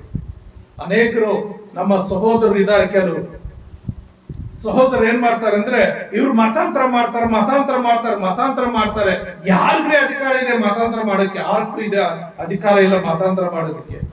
ಒಬ್ರಿಗೆ ಮಾತ್ರ ಇದೆ. ಮುಖ್ಯಮಂತ್ರಿ ಕೂಡ, ಪ್ರಧಾನಿ ಕೂಡ ಇಲ್ಲ ಕ್ಯಾಸ್ಟ್ ಸರ್ಟಿಫಿಕೇಟ್ ಕೊಡೋ ಅಧಿಕಾರ. ತಹಸೀಲ್ದಾರ್ ಗ್ರೇಡ್ 2 ಇರುತ್ತೆ, ಅದರಲ್ಲಿ ಇಬ್ರು ಕೆಳಗಿರ್ತಾರೆ. ಒಬ್ರು ವಿಲೇಜ್ ಅಕೌಂಟ್ ಒಬ್ಬರು RI revenue inspector, secretary, revenue inspector. ಇವರು ಈ ಜಾತಿಗೆ ಸಂಬಂಧಪಟ್ಟವರು, ಅವ್ರಿಗೆ ಆ ಜಾತಿ ಸರ್ಟಿಫಿಕೇಟ್ ಕೊಡಬಹುದಂತ ಅವ್ರು ಬರೆದ್ರೆ ಸೆಕ್ರೆಟರಿ ಬರ್ತಾರೆ. ಸೆಕ್ರೆಟರಿ ಮೇಲೆ ಓಕೆ ಅಂತ ರೆವಿನ್ಯೂ ಇನ್ಸ್ಪೆಕ್ಟರ್ ಅದರ ಮೇಲೆ ಒಂದು ಸಿಗ್ನೇಚರ್ ಮಾಡಿದ್ರೆ ಆಮೇಲೆ ತಹಸೀಲ್ದಾರ್ ಸೈನ್ ಮಾಡ್ತಾರೆ. ಅವ್ರು 3 ಜನಕ್ಕೆ ಮಾತ್ರನೇ ಅಧಿಕಾರ ಇರುತ್ತೆ. ಅದ್ರ ಫೈನಲ್ ಮಾಡೋದು ತಹಸೀಲ್ದಾರ್. ಈ ಕ್ಯಾಸ್ಟ್ ಅಂತ ಹೇಳಿ ಸರ್ಟಿಫಿಕೇಟ್, ಇನ್ಯಾರಿಗೂ ಅಧಿಕಾರನೇ ಇಲ್ಲ, ಯಾರಿಗೂ ಅಧಿಕಾರ ಇಲ್ಲ ರೀ. ಆದ್ರೆ ಸುಮ್ಮನೆ ಹೇಳ್ತಾರೆ ಮತಾಂತರ ಯಾರು ಮಾಡಲ್ರಿ. ನಾವು ಮಾಡೋದೇನು ಮಾನಸಾಂತರ.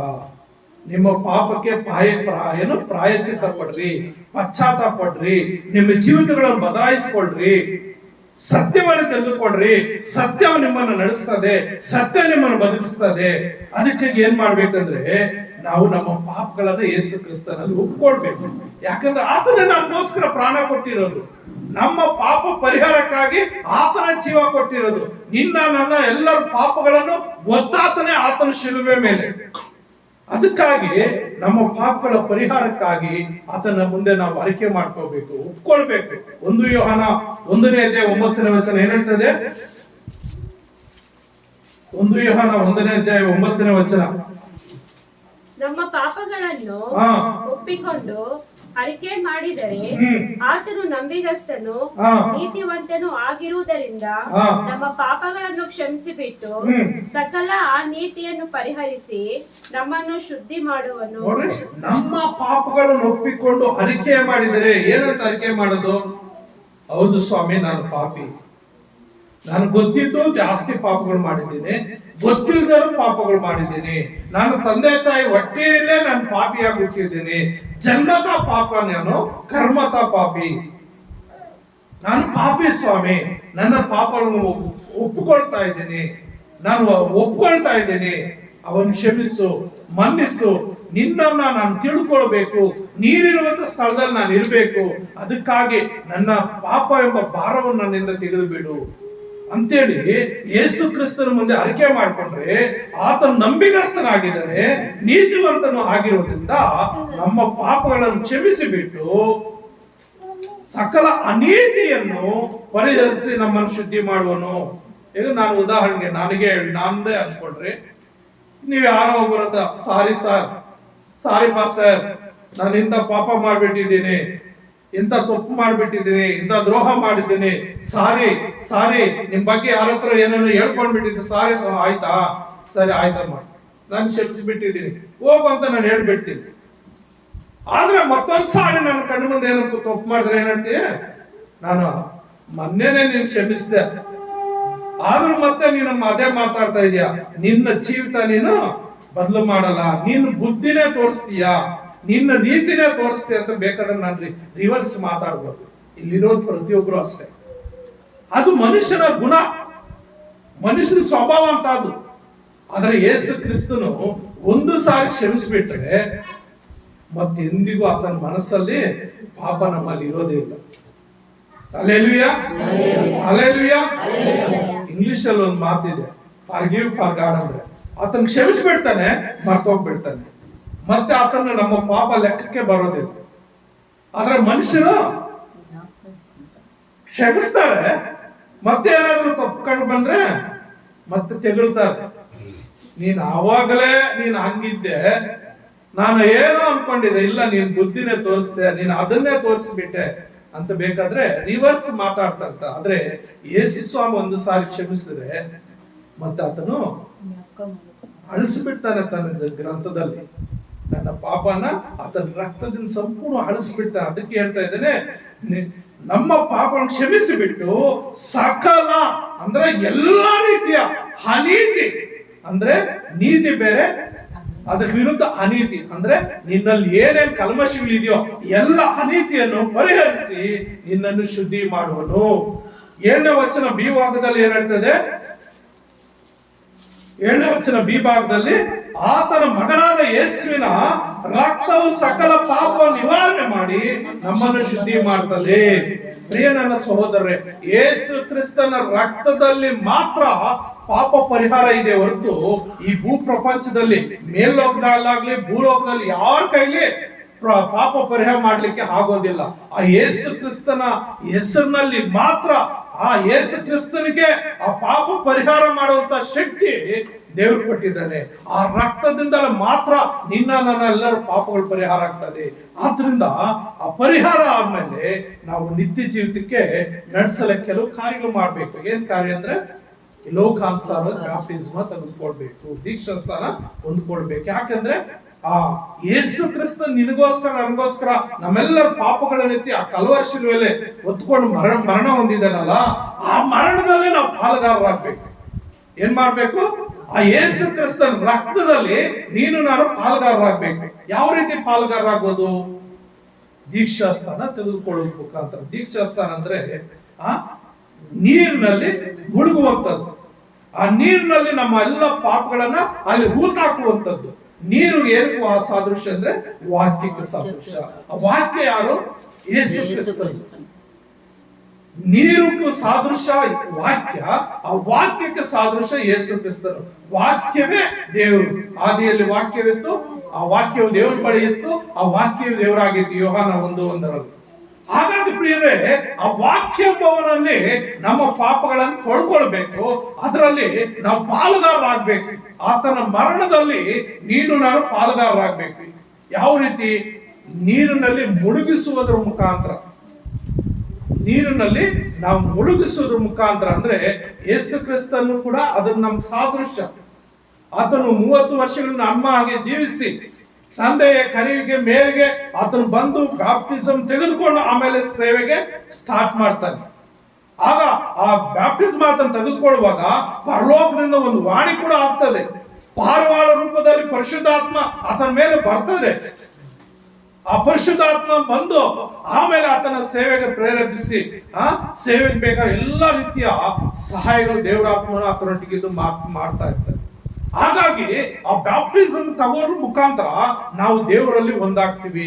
ಮತ್ತು ಮರಣದಲ್ಲಿ ನೋಡ್ರಿ, ಮೊದಲು ಒಂದು ವಾಕ್ಯ ಓದ್ಕೊಳ್ಳೋಣ. ಗಲಾತ್ಯ 3:27 ವಚನ. ಗಲಾತ್ಯ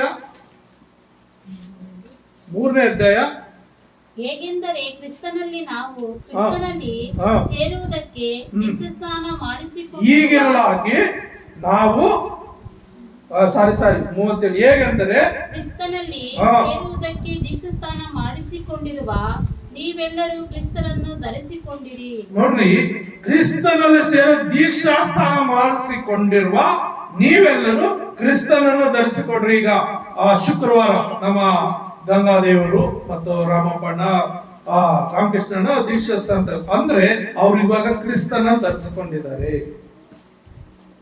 ಅವತ್ತು ನಮ್ಮ ಪಾಸ್ವಾಮಿ ಹೇಳ್ತಾ ಇದ್ರು, ಅಣ್ಣ ನಿನ್ನ ಮುಖದಲ್ಲಿ ರಾಜಕಳೆ ಬಂದಿದೆ ಅಂದ್ರೆ ಒಂಥರ ಹೊಸ ಶೈನಿಂಗ್. ಅವತ್ತು ಎಷ್ಟೋ ಸಮಸ್ಯೆಗಳು ಪಾಪ ಗಂಗಾದೇವಿ ಜೀವಿತದಲ್ಲಿ, ಆದ್ರೆ ಸೈತಾನ್ ಎಷ್ಟೋ ರೀತಿ ಒದ್ದಾಟ ಕೊಟ್ಟ. ಆಕೆ ಇಲ್ಲ, ನಾನು ನಮ್ಮ ಯೇಸುಸ್ವಾಮಿ ನಂಬಿಟ್ಟಿದ್ದೀನಿ, ಯೇಸುಸ್ವಾಮಿಗೆ ಆಗಿ ನಾನು ಜೀವಿಸ್ತೇನೆ. ಒಂದು ದೃಢ ತೀರ್ಮಾನ, ಎಷ್ಟು ಅಡ್ಡಿಗಳು ಬಂದ್ರು ಆಕೆ ನಿಲ್ಲಲಿಲ್ಲ, ಬಂದ್ಬಿಟ್ಲು. ಹಾಗೆ ಒಂದು ತೀರ್ಮಾನ ಬೇಕು ನನ್ಗೆ. ನಾವೇನು ಈ ಲೋಕದಲ್ಲಿ ಏನು ಹೊತ್ಕೊಂಡು ಹೋಗಲ್ಲ, ಹೋದ್ರೆ ಸರಿಯಾದ ಜಾಗಕ್ಕೆ ಹೋಗ್ಬೇಕು. ಎರಡರ ಸ್ಥಳ ಸಿದ್ಧ ಮಾಡಿದ ದೇವರು. ಪಾಪದಲ್ಲಿ ಸಾಯುವಂತರಿಗೆ ನರಕ, ನಿತ್ಯ ಬೆಂಕಿಯಲ್ಲಿ ಸುಡುವಂತದ್ದು. ಪಾಪವನ್ನು ಪರಿಹಾರ ಮಾಡಿಕೊಂಡು ಯೇಸು ಕ್ರಿಸ್ತನಲ್ಲಿ ಜೀವಿಸೋರು, ಯೇಸು ಕ್ರಿಸ್ತನ ಧರಿಸಿಕೊಂಡವರಿಗೆ ಪರಲೋಕ, ನಿತ್ಯ ಜೀವಿತ. ಅದಕ್ಕೆ ಯೇಸು ಸ್ವಾಮಿ ಮೇಲಿರೋದನ್ನು ಹುಡುಕ್ರಿ. ಆ ಪೌಲನು ಹೇಳ್ತಾ ಇದ್ದಾನೆ, ಭೂಲೋಕಕ್ಕೆ ಸಂಬಂಧಪಟ್ಟದ್ದು ಹುಡುಕಬೇಡ್ರಪ್ಪ, ಮೇಲಿರೋದನ್ನು ಹುಡುಕ್ರಿ. ಇದು ನಮ್ ಶಾಶ್ವತವಲ್ಲ, ಇದು ಸ್ವಲ್ಪ ದಿವಸ ಇರುತ್ತೆ, ಆಮೇಲೆ ಬಿಟ್ಟು ಹೋಗ್ಬೇಕು. ಸಂತೆಗೆ ಬಂದಂಗೆ ಅಷ್ಟೇ. ಸಂತೆಗೆ ಹೋದ್ರೆ ಏನ್ ಮಾಡ್ತೀವಿ? ಬೆಳಗ್ಗೆ ಹೋಗ್ತೀವಿ, ಸಾಯಂಕಾಲ 10 ಮಣಿಗಿದೆ ಅಂದ್ರೆ ಎಲ್ಲಿ ಬರ್ತೀವಿ? ನಮ್ಮ ಮನೆಗೆ ಬರ್ತೀವಿ. ಹಾಗೆ ನಮ್ಮ ಮನೆ ಅದು. ಈ ಲೋಕ ನಮ್ಮದಲ್ಲ, ಇದು ನಮ್ಮದಲ್ಲ. ಈ ಲೋಕದಲ್ಲಿ ಅಲೆಗಳು ಬರ್ತವೆ. ಅಲೆಗಳಂದ್ರೆ ಕಷ್ಟಗಳು, ಶೋಧನೆಗಳು, ಶ್ರಮಗಳು, ಏನೇನೋ ಬರ್ತವೆ. ಅದಕ್ಕೆ ಹಾಡುಗಾರನ ಏನ್ ಬರ್ತಾನೆ, ಆಚೆ ದಡಕ್ಕೆ ಪ್ರಯಾಣ ಮಾಡುವ ಚಿಯೋನ್ ಯಾತ್ರಿಕ, ಅಲೆಗಳ ನೋಡಿ ನೀ ಹೆದರಬೇಡ. ಆಮೇನ್, ಅಲೆಗಳ ನೋಡಿ ಹೆದರಬೇಡ. ನನ್ನ ದೇಶ ಇಲ್ಲಿ ಅಲ್ಲ, ಇಲ್ಲಿ ನಾನು ಪರದೇಶಿ ಮಾತ್ರ ಅಲ್ಲವೇ. ಆಮೇಲೆ ಇಲ್ಲಿ ನಾನು ಪರದೇಶಿ ಮಾತ್ರ ಅಲ್ಲವೇ.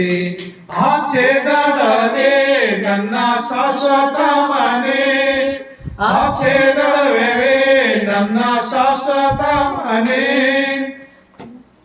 ಅಂದ್ರೆ ಆಚೆ ದಡ ಅಂದ್ರೆ ಪರಲೋಕ, ಅದು ನಮ್ಮ ಶಾಶ್ವತ ಮನೆ. ನಾವು ಅಲ್ಲಿಂದ ನಾವು ಈ ಭೂಲೋಕಕ್ಕೆ ಬಂದಿರೋದು, ಮತ್ತೆ ಅಲ್ಲಿಗೆ ಹೋಗ್ಬಿಡ್ಬೇಕು. ಇಲ್ಲೇ ಒಂದು ಪ್ರಾಕ್ಟಿಕಲ್ ಬಂದಿದ್ದೀವಿ ನಾವು, ಒಂದು ಕಲಿಯೋದಕ್ಕಾಗಿ ಬಂದಿದ್ದೀವಿ. ಏನಂದ್ರೆ ತಂದೆಯಾದ ದೇವರನ್ನ ಆ ಪರಲೋಕದಲ್ಲಿ ಆ ತಂದೆಯಾದ ದೇವರೊಟ್ಟಿಗೆ ನಾವಿದ್ದುಕೊಂಡು ಯಾವಾಗ್ಲೂ ಸ್ತುತಿ ಸ್ತುತಿ, ಆರಾಧನೆ ಆರಾಧನೆ ಆರಾಧನೆ ಅಂತ ಆರಾಧನೆ ಮಾಡೋ ಕೆಲಸ ಅಲ್ಲಿರುತ್ತೆ. ಅದನ್ನು ಕಲಿಯೋದಕ್ಕೆ ಎಷ್ಟು ನಾವು ದೇವರನ್ನ ಆರಾಧಿಸ್ತೀವೋ, ಎಷ್ಟು ಪ್ರಾಕ್ಟೀಸ್ ಮಾಡ್ತೀವೋ, ಅಷ್ಟು ಉತ್ತಮವಾದ ಬಹುಮಾನ, ಉತ್ತಮವಾದ ಸ್ಥಾನ ಅಲ್ಲಿ ನಮ್ಗೆ ಇರ್ತದೆ.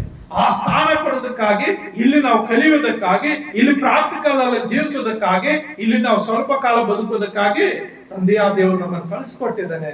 ಮತ್ತೆ ನಾವು ಪರಲೋಕ ದೇವರ ಹತ್ರನೇ ಹೋಗ್ಬೇಕು. ಅದಕ್ಕಾಗಿ ಈ ಒಂದು ಕರ್ತನ ಮೇಜಿನಲ್ಲಿ ನಾವು ಬ್ಯಾಪ್ಟಿಸಮ್ ಮುಖಾಂತರ ಕ್ರಿಸ್ತನನ್ನು ಧರಿಸಿಕೊಳ್ಬೇಕು. ರೋಮ 6ನೇ ಅಧ್ಯಾಯ 4ನೇ ವಚನ ಏನ್ ಹೇಳ್ತದೆ, ಹೀಗಾಗಿ ನಾವು ದೀಕ್ಷಾ ಸ್ನಾನ ಮಾಡಿಸಿಕೊಂಡಾಗ ಆತನ ಮರಣದಲ್ಲಿ ಪಾಲುಗಾರರಾಗಿ. ಯಾವ ರೀತಿ ಅಂದ್ರೆ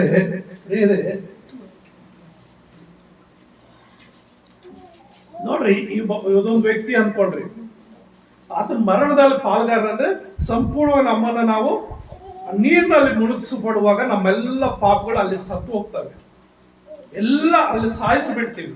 ಮತ್ತೆ ನಾವು ಪುನರುತ್ಥಾನ ಮೇಲೆ ಕೆಪ್ಪಿಸಲ್ಪಡುವಾಗ ಯೇಸು ಕ್ರಿಸ್ತನ ಯಾವ ರೀತಿ ಅಲ್ಲಿ ಏನ್ ಹೇಳ್ತದೆ, ಆತನೊಂದಿಗೆ ಮರಣದಲ್ಲಿ ಪಾಲ್ಗಾರ, ಆತನನ್ನು ಗುಣಪಟ್ಟಿವು. ಆದ್ದರಿಂದ ಕ್ರಿಸ್ತನು ಸತ್ತು ತಂದೆಯ ಮಹಿಮೆಯಿಂದ ಜೀವಿತನಾಗಿ ಎತ್ತಲ್ಪಟ್ಟಂತೆ, ಎಬ್ಬಿಸಲ್ಪಟ್ಟಂತೆ ನಾವು ಕೂಡ ಜೀವದಿಂದ ಹೊಸಬರಾಗಿ ನಡೆದುಕೊಳ್ಳಬೇಕು. ಹಲ್ಲೆಲೂಯಾ. ಹೊಸಬರಾಗಿ ಯಾವ ರೀತಿ ನಡ್ಕೊಳ್ಳೋದು? ಆತನ ಮರಣದಲ್ಲಿ ಪಾಲ್ಗಾರಾಗಿ ಯೇಸು ಕ್ರಿಸ್ತನ ಪುನರುತ್ಥಾನವಾಗಿ ಎದ್ದು ಬಂದ ಹಾಗೆ ನಾವು ಕೂಡ ಕ್ರಿಸ್ತನ ಧರಿಸಿಕೊಂಡು ಎದ್ದು ಬರ್ತೀವಿ. ಆಮೇಲೆ ಹೊಸ ಜೀವಿತ ನಾವು ಜೀವಿಸಬೇಕು. ಅದಕ್ಕೆ 2 ಕೊರಿಂಥ 5:17 ಹೇಳುತ್ತೆ, 2 ಕೊರಿಂಥ 5:17, ಹೀಗಾಗಿ ಯಾವನಾದರೂ ಕ್ರಿಸ್ತನಲ್ಲಿದ್ದರೆ ಅವನ ನೂತನ ಸೃಷ್ಟಿಯಾದನು, ಇದೋ ಪೂರ್ವ ಸ್ಥಿತಿ ಹೋಗಿ ಎಲ್ಲಾ ನೂತನವಾಯಿತು. ಹಲ್ಲೆಲೂಯಾ. ಎಲ್ಲಾ ನೂತನವಾಯಿತು ಅಂದ್ರೆ ಯಾವನಾದ್ರೂ ಕ್ರಿಸ್ತನಲ್ಲಿದ್ರೆ ಅವನನ್ನು ಹೊಸ ಸೃಷ್ಟಿ. ಅಂದ್ರೆ ಕ್ರಿಸ್ತನಲ್ಲಿ ಇರುವ ಮೊದಲು ಏನಾಗಿರ್ತಾನೆ? ಹಳೆ ಜೀವಿತ, ಪಾಪದಲ್ಲಿ ತುಂಬಿರ್ತಾನೆ, ಕತ್ತಲಲ್ಲಿ ಜೀವಿಸ್ತಾ ಇರ್ತಾನೆ, ನಾನಾ ರೀತಿ ಶಾಪಗಳು ಹೊತ್ಕೊಂಡಿರ್ತಾನೆ, ನಾನಾ ರೀತಿ ಸಮಸ್ಯೆಗಳಿಂದ ಕೂಡಿದವನಾಗಿರ್ತಾನೆ.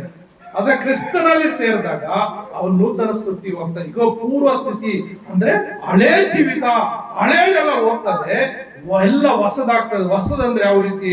ನಾವು ಉದಾಹರಣೆಗೆ ಕಂಬಳಿ ಹುಳ ಎಷ್ಟು ಜನ ನೋಡಿದ್ರೆ? ಕಂಬಳಿ ಹುಳನ್ನ ತಗೊಂಡೋಗಿ ಮನೇಲಿ ಸಾಕೊಂತೀರಾ? ಗೊತ್ತಿದೆಯಾ ಕಂಬಳಿ ಹುಳ? ಅದೇನ್ ಮಾಡ್ತದೆ ಕಂಬಳಿ ಹುಳ? ಮೈಯಲ್ಲಿ ಓಡಾಡಿದ್ರೆ ಏನಾಗುತ್ತೆ? ಉರಿ ಹತ್ಕೊಳ್ತದೆ, ಕಡತ ಆಗ್ತದೆ, ನವೆ ಆಗ್ತದೆ. ಕಂಬಳಿ ಹುಳ ಕಂಡ್ರೆ ಏನ್ ಮಾಡ್ತಂದ್ರೆ ಹುಡುಗರೆಲ್ಲ ಸಾಯ್ಸಾಕ್ಬಿಡ್ತಾರೆ, ಕಾಲನ್ನು ತುಳಿದಾಕ್ಬಿಡ್ತಾರೆ. ಇಲ್ಲ ಏನೋ ಪರಕೆ ತಗೊಂಡು ಹೊಡಿತಾರೆ ಹೆಂಗಸರಾದ್ರೆ, ಇಲ್ಲ ಪರಕೆಯನ್ನು ಹೊಡೆದು ಎತ್ಕೊಂಡಾಗ ಆಚೆ ಬಿಸಾಕ್ತಾರೆ. ಅದನ್ನು ಮುಟ್ಟೋದು ಕೂಡ ಇಲ್ಲ. ಯಾಕಂದ್ರೆ ಅದು ಮುಟ್ಟಿದ್ರೆ ಅದರಲ್ಲಿ ವಿಷ ಇರ್ತದೆ, ಆ ಕಡತ ಆಗ್ತದೆ, ದದ್ದುಗಳು ಬರ್ತದೆ, ಉರಿ ಆಗ್ತದೆ. ಆದ್ರಿಂದ ಕಂಬಳಿ ಹುಳನ್ನು ಯಾರು ಇಷ್ಟ ಪಡೋದಿಲ್ಲ. ಅದು ಕಪ್ಪಗ ಇರ್ತದೆ, ನನ್ನಾಗಿ ಹೆಂಗಿರ್ತದೆ? ನನ್ನಾಗಿ ಗ್ಯಾರಂಟಿ ಕಲರ್ ಆಗಿರ್ತದೆ. ಅದರಿಂದ ಯಾರು ಅದನ್ನ ಹತ್ರ ಸೇರಿಸೋದಿಲ್ಲ.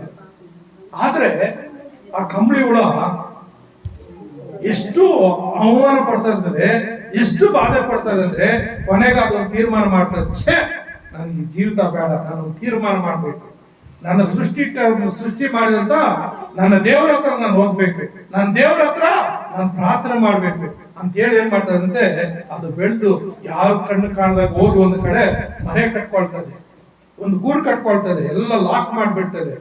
ಕೆಲವು ದಿವಸಗಳು ಉಪವಾಸ ಪ್ರಾರ್ಥನೆ ಮಾಡ್ತದೆ. ಏನಕ್ಕೆ ಪ್ರಾರ್ಥನೆ ಮಾಡ್ತದೆ? ಏನಕ್ಕೆ ಪ್ರಾರ್ಥನೆ ಮಾಡ್ತದೆ? ದೇವರೇ, ಈ ಜನರು ನನ್ನ ಕಾಂಡ್ರೆ ಸಾಯಿಸಾಕ್ತಾರೆ, ನನ್ನ ಕಾಲಲ್ಲಿ ಬದಿತಾರೆ, ಪರಕೆಯಲ್ಲಿ ಹೊಡಿತಾರೆ, ನಾನು ಯಾರಿಗೂ ಬೇಡವಾಗಿದ್ದೀನಿ ದೇವರೇ. ಹಾಗಾಗಿ ಈ ಜೀವಿತ ನನ್ಗೆ ಬೇಡ, ಈ ಜೀವಿತ ನನ್ಗೆ ಬೇಡ. ಏಸಪ್ಪ ಏಸಪ್ಪ ಏಸಪ್ಪ, ನಾನು ಬದುಕ್ಬೇಕಪ್ಪ, ಎಲ್ರು ನಾನು ಇಷ್ಟ ಪಡ್ಬೇಕಪ್ಪ, ಎಲ್ರು ನಾನು ಪ್ರೀತಿ ಮಾಡ್ಬೇಕಪ್ಪ, ಹಾಗಾಗಿ ನನ್ನ ಜೀವಿತ ಬದಲಾಯಿಸು.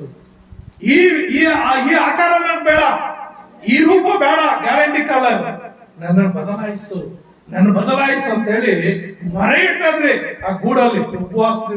ಉಪವಾಸದಿಂದ ಮರೆ ಇಟ್ಟು ಆಮೇಲೆ ದೇವ್ರೇನ್ ಮಾಡ್ತಾನೆ ಸಾರ್ ನೋಡಿ ಅದನ್ನ ನೋಡ್ಬಿಡ್ತಾನೆ. ಎಸ್ ಸ್ವಾಮಿ ನೋಡಿ ಅದನ್ನ ಪ್ರಾರ್ಥನೆ ಕೇಳ್ಬಿಟ್ಟು ಈ ಆಕಾರ, ಈ ಜೀವಿತ ಬೇಡ, ನಿನ್ಗೆ ಹೊಸ ಜೀವಿತ ಬೇಕಾ, ತಥಾಸ್ ಹೋಗು, ನಿನ್ಗೆ ಹೊಸ ಜೀವಿತ ಕೊಟ್ಟಿದ್ದೀನಿ ಅಂತೇಳಿ ಅದನ್ನ ಕೈ ಚಾಚಿ ಆಶೀರ್ವಾದ ಮಾಡ್ಬಿಡ್ತಾರೆ.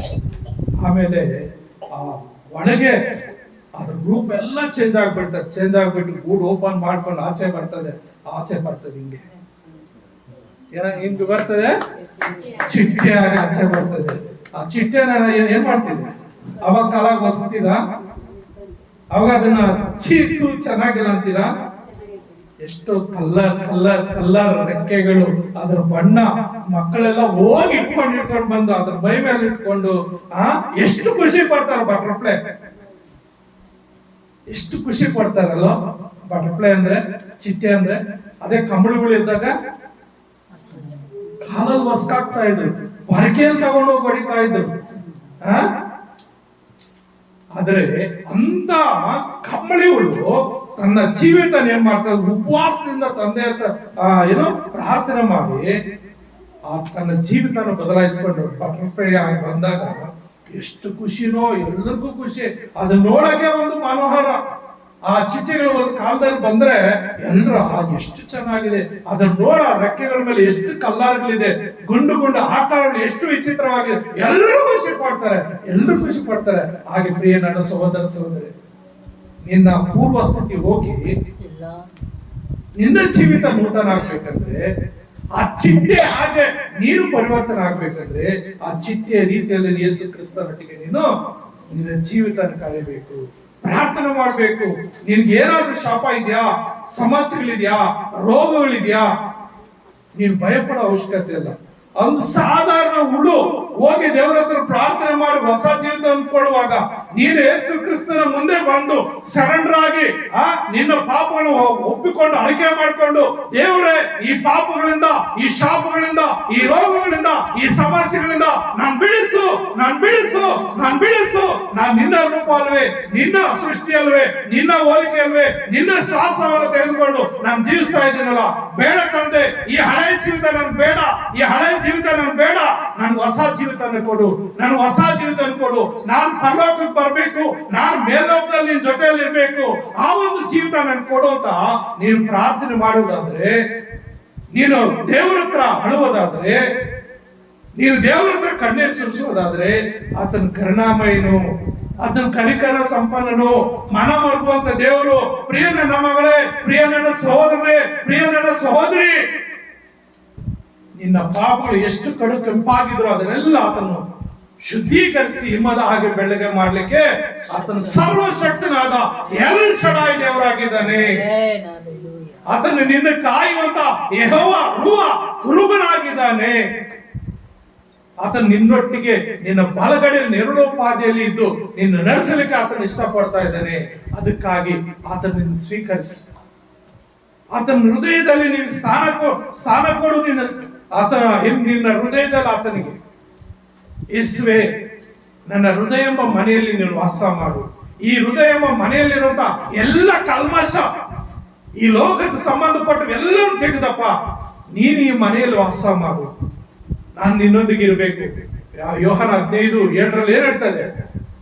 ನೀವು ನನ್ನಲ್ಲಿಯೂ ನನ್ನ ವಾಕ್ಯಗಳು ನಿಮ್ಮಲ್ಲಿ ನೆಲೆಗೊಂಡಿದ್ದಾರೆ, ಅದು ನಿಮಗೆ ನಡೆಯುವುದು. ಅಂದ್ರೆ ನಾವು ಯೇಸು ಕ್ರಿಸ್ತ ನೆಲೆಗೊಳ್ಬೇಕಂದ್ರೆ ಈ ಕಂಬಳಿ ಉಳ್ಳ ಜೀವಿತ ತೆಗೆದಾಕ್ಬೇಕು. ನೋಡ, ಆಮೇಲೆ ಬಟರ್ಫ್ಲೈ ಯಾರಿಗಾದ್ರೂ ಕಾಣುತ್ತಾ? ಯಾರಾದ್ರೂ ಸಾಯಿಸ್ತಾರೆ? ಇಲ್ಲ. ಅದೆಲ್ಲ ಹೋಗ್ತದ? ಪರಲೋಕಕ್ಕೆ ಏರ್ ಹೋಗ್ತದೆ ಅಂತ ಗೊತ್ತಿಲ್ಲ. ಯಾಕಂದ್ರೆ ಹೊಸ ಜೀವಿತ ಹೊಂದ್ಕೊಂಡಿರ್ತದಲ್ಲ. ಅದಕ್ಕಿಂತ ಶ್ರೇಷ್ಠ ಅಲ್ಲ ನಾವು? ಆತನ ಸ್ವರೂಪದಲ್ಲಿ, ಆತನ ಹೋಲಿಕೆಯಲ್ಲಿ ನಾವು ಸೃಷ್ಟಿಸಲ್ಪಟ್ಟಂತ ನಾವು ಅದಕ್ಕಿಂತ ಶ್ರೇಷ್ಠವಾಗಿದೆ ಪ್ರಿಯರೇ. ಆದ್ರಿಂದ ಈ ಒಂದು ವಾಕ್ಯ ದೇವರನ್ನ ಆಶ್ರಯಿಸಲಿ.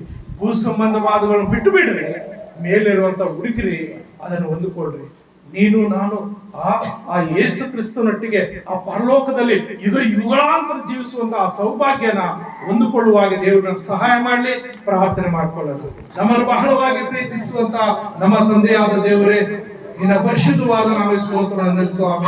యేసయ్య, ಈ ಭೂ ಸಂಬಂಧವಾದಗಳನ್ನು ನಾವು ಬಿಟ್ಟು ಮೇಲಿರುವುದನ್ನು ಹುಡುಕಿ ಅದರ ಮೇಲೆ ಮನಸ್ಸಿಟ್ಟು ಅದನ್ನು ಕಂಡುಕೊಂಡು ಆ ಒಂದು ಜೀವಿತವನ್ನು ಜೀವಿಸಲಿಕ್ಕೆ ದೇವರೇ, ಈ ಲೋಕದಲ್ಲಿ ಅಪ್ಪ ನಿನ್ನನ್ನು ಕಂಡುಕೊಂಡು ಪಾಪವನ್ನು ಒಪ್ಪಿಕೊಂಡು ಅರಿಕೆ ಮಾಡಿ ಅದರಿಂದ ಅಪ್ಪ ನಾವು ಬಿಡುಗಡೆ ಹೊಂದಿ ಸ್ವಾಮಿ, ನಿನ್ನ ಮರಣದಲ್ಲಿ ಪಾಲುಗಾರರಾಗಿ, ನಿನ್ನ ಪುನರುತ್ಥಾನದಲ್ಲಿ ಅಪ್ಪ ಎಬ್ಬಿಸಲ್ಪಟ್ಟವರಾಗಿ, ಅಪ್ಪ ಮೇಲೆ ನಮಗೋಸ್ಕರ ಸಿದ್ಧ ಮಾಡಲ್ಪಟ್ಟಿರುವಂತ ಆ ಪರಲೋಕ ರಾಜ್ಯವನ್ನಪ್ಪ, ಆ ನಿತ್ಯ ಜೀವಿತವನ್ನು ಕರ್ತನೆ ಹೊಂದಿಕೊಳ್ಳಲಿಕ್ಕೆ ಈ ವಾಕ್ಯ ಕೇಳುವಂತ ನಿನ್ನ ಮಕ್ಕಳೆಲ್ಲರನ್ನು ಹೆಸರಾಗಿ ಆಶೀರ್ವದಿಸಿ ಅವರ ಹಳೆಯ ಜೀವಿತವನ್ನು ಬಿಟ್ಟು ಸ್ವಾಮಿ ಹೊಸ ಜೀವಿತವನ್ನು ಅಪ್ಪ ಹೊಂದಿಕೊಂಡು ಸ್ವಾಮಿ ನಿನ್ನ ಮಕ್ಕಳಾಗಿ ಜೀವಿಸಿ ಅಪ್ಪ ನಿತ್ಯ ರಾಜ್ಯದಲ್ಲಿ ಸೇರುವಂತೆ ನಿತ್ಯ ಜೀವಿತವನ್ನು ಹೊಂದಿಕೊಳ್ಳುವ ಹಾಗೆ ಪ್ರತಿಯೊಬ್ಬೊಬ್ಬರನ್ನ ಹೆಸರಾಗಿ ನೀವೇ ಆಶೀರ್ವದಿಸಿ ನೀವೇ ಮಹಿಮೆ ಅಂದುಕೋಬೇಕೆಂದಾಗಿ ನಜರೇತಿನ ಯೇಸುವಿನ ನಾಮದಲ್ಲಿ ಈ ಪ್ರಾರ್ಥನೆ ಬೇಡಿದ್ದೇನೆ ತಂದೆಯೇ. Amen, amen.